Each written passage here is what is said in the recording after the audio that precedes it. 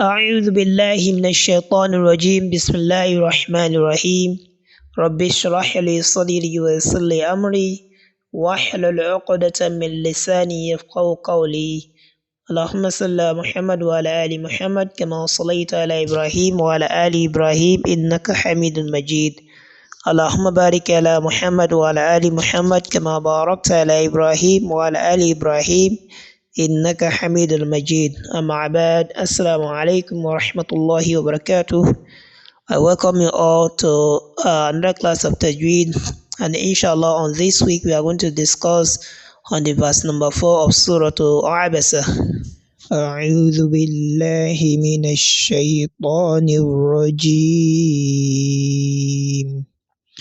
بسم الله الرحمن الرحيم أو يذكر فتنفعه الذكرى. MashaAllah, after we've had the recitation of this verse, I will now identify the tajweed rule governing this particular ayah, inshallah. Bismillahir Rahmanir Rahim.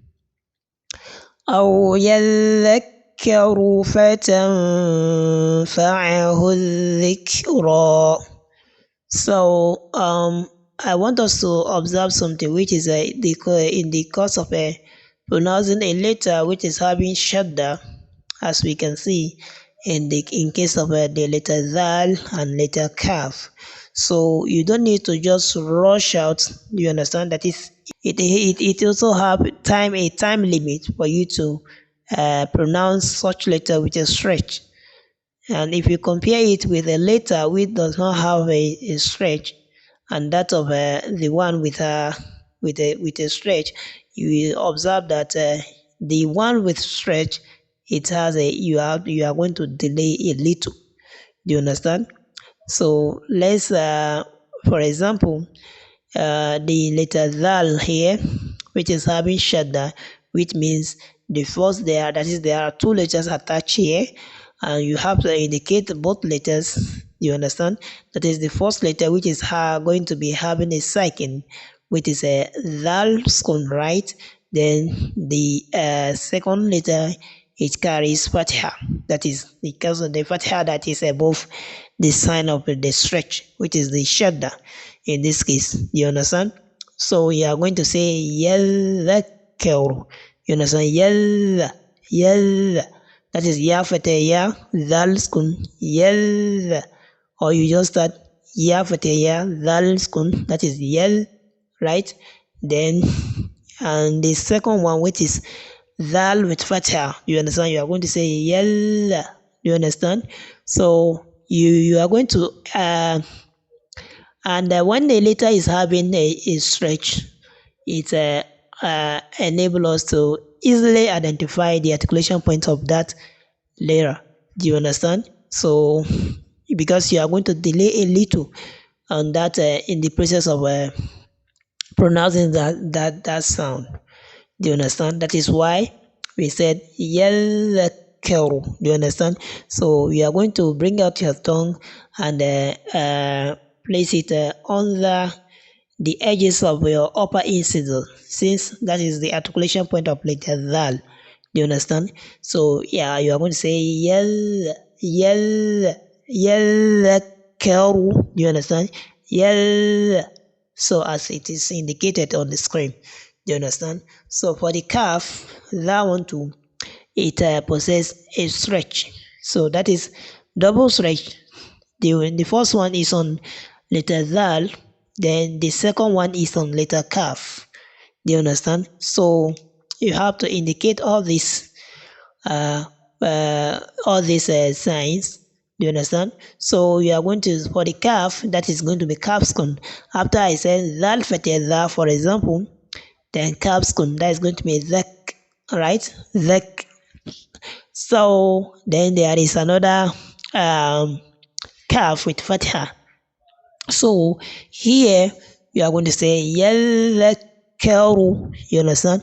The first kaf, the sound will not be clear compared to when it is only having a single, That is, if it is having sakin alone.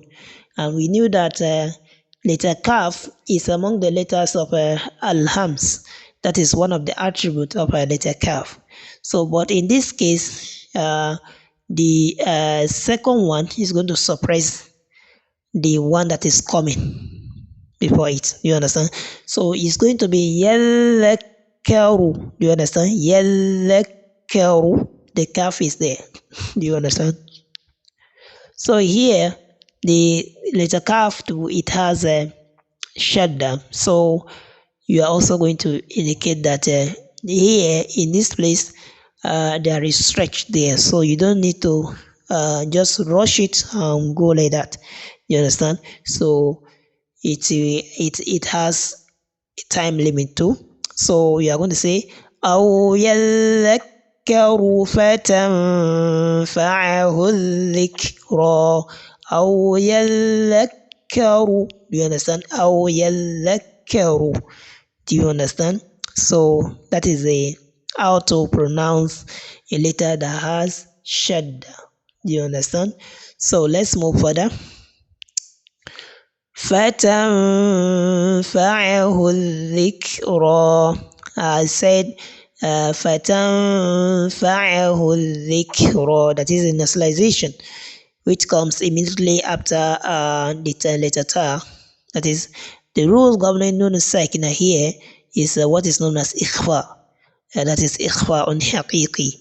So, and the next letter to it, that is a letter of ikhfa, as we know. Which is letter fa. Do you understand? So in this case, during the course of pronouncing, during the course of the nasalization, you are going to indicate the articulation point of letter fa, which is on the lower lip. Do you understand? So the upper incisors now coupled with the lower lip, that is the bottom of the lower lip. Do you understand? So we are going to say فَتَنْفَعَهُ الذِّكْرَى. Do you understand? So you are going to couple the lower lip with your upper incisors. So which is indicating the articulation point of letter fa. Do you understand? That is ikhfa. So we are now going to say فَتَنْفَعَهُ الذِّكْرَى. So I said فَتَنْفَعَهُ الذِّكْرَى. That is al-dhikra. We've not had the sound of the letter lam in this place, which is lam ta'rif. And what type of rule is governing the type of rule that is governing lam ta'rif in this place is what is known as idgham. Whenever the sound of the lam ta'rif, that is whenever lam ta'rif has been assimilated into another letter, is termed as lam shamsiyya. Do you understand? That is the solar lam. And if you exclude the letters of al-izhar, lam al-qamariyya, then the other letters belongs to the remaining letters belong to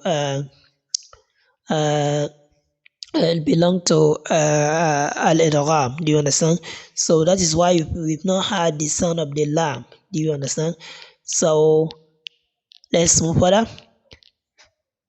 أو يذكر فتنفعه الذكرى. Right? We've had the sound of this capsule, even though it has a second. Then the sound again it follows. That is the type of attribute here. That is alhams. We've discussed about alhams in our previous week, which we've referred to how the brief effects continue after pronouncing a specific letter, since that letter is seen to have a weak attribute. Do you understand? So we said al-dhikra. Don't say dhikra. Do you understand? Because it is having sakin. You say al-dhikra. Do you understand? So that sound there is what is known as alhams. It is because of the effect, which is a part of the attribute of that letter. So we don't say adhikra. If I say adhikra, you did not hear the sound of the calf. So I omitted it completely, which is very wrong. May Allah guide us. So, and the last letter has been elongated, which is letter Ra. I said al-dhikra. Do you understand? And this type of elongation is referred to as al-madul asli. Al-madul asli. So with this, inshallah, we've come to the end of today's class. When next we meet, inshallah, we are going to discuss on another surah. May Allah forgive us our sins and grant us Jannatul Firdaus. Assalamu alaikum wa rahmatullahi wa barakatuh.